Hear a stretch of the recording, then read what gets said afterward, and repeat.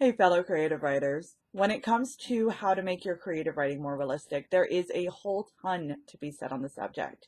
But a lot of it is crazy nuance, so it's much easier to show it than to tell it. As such, I would love to show it, believe me, except that there is one other issue at stake, and here it is. There are countless cases of crazy nuanced mistakes we creative writers can make, since there are countless crazy nuanced topics we can write about. Consider that you're writing about a teacher. But what kind of teacher? Male or female? Newbie or nearing retirement? Public or private? After all, not every educator is alike.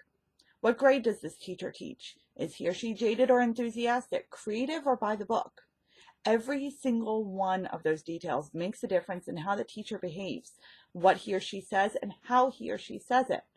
So once the creative writer in question has established a fact about a character or setting, plot, or dialogue rule within the story, it is pretty much set in stone, to be broken only with good reason and even better explanation. If that makes perfect sense to the point where you're wondering whether you should just click out of this video already, good! I am seriously happy to hear you've already got this concept nailed down. That's awesome. However, it doesn't mean you're never going to make a mistake across your 60,000, 75,000, 90,000, or 105,000 word manuscript. Hate to break it to you, but inevitably you will. We all do. That's why it is always necessary to get someone else's opinion when you're trying to make creative writing more realistic, because they're going to be able to see your story from a perspective that isn't your own.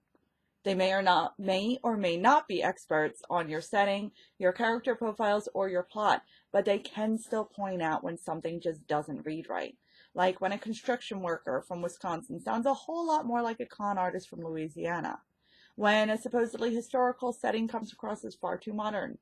When a 7-year-old character's dialogue much more mimics a 4-year-old child's speech. Never ever think you're going to get it right every single time. That's not realistic in real life, and it certainly isn't any way to make your creative writing more so. Thanks so much for sticking with me, and I will see you next Monday. All right, bye guys.